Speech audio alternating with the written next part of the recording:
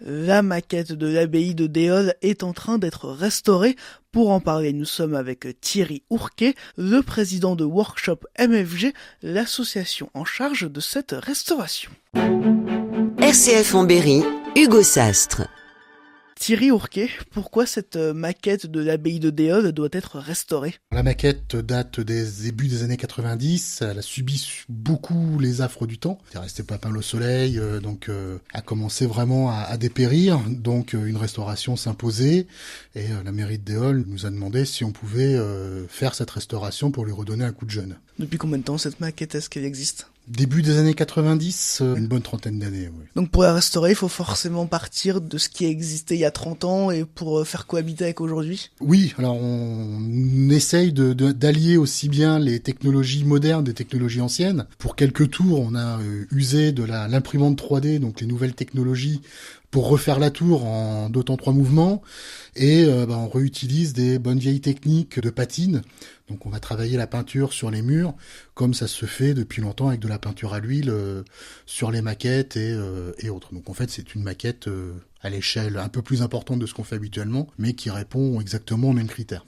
Et vous arrivez même à faire dresser l'herbe grâce à un dispositif particulier ? Tout à fait, en fait, on a un petit appareil qui utilise l'électricité statique et avec de la colle d'un côté, on fait une masse. On va pouvoir faire dresser l'herbe et vu que la colle sèche, l'herbe reste en place. Bon, faut pas trop bouger la maquette après parce que c'est pas le but, mais ça donne l'illusion effectivement et on peut mixer les couleurs pour avoir une impression de réalité. En fait, le but c'est de se rapprocher le plus près possible de la réalité. Donc l'objectif c'est ce réalisme, alors vous essayez de tendre vers ça. On va essayer. Après, on est sur une maquette qui était type architecte. On lui redonne un peu plus de vie. Là, dans les travaux qui nous ont été confiés, on avait tous les toits à reprendre qui avaient beaucoup bougé avec le temps. Donc on les a tous en train d'être repréparés et repeints. Donc on va redonner des effets aux différentes peintures.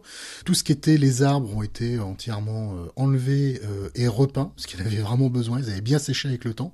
Donc on va vraiment redonner un coup d'un peu plus de réel. C'est-à-dire qu'entre lorsqu'elle a été créée et après la restauration, il y aura un petit peu plus de vie sur cette maquette. Il va y avoir la tour qui est encore existante et l'emplacement où il y a le musée et la salle d'exposition qui est juste à côté, qui aujourd'hui peuvent être éclairés. Donc ça, ce n'était pas le cas au départ.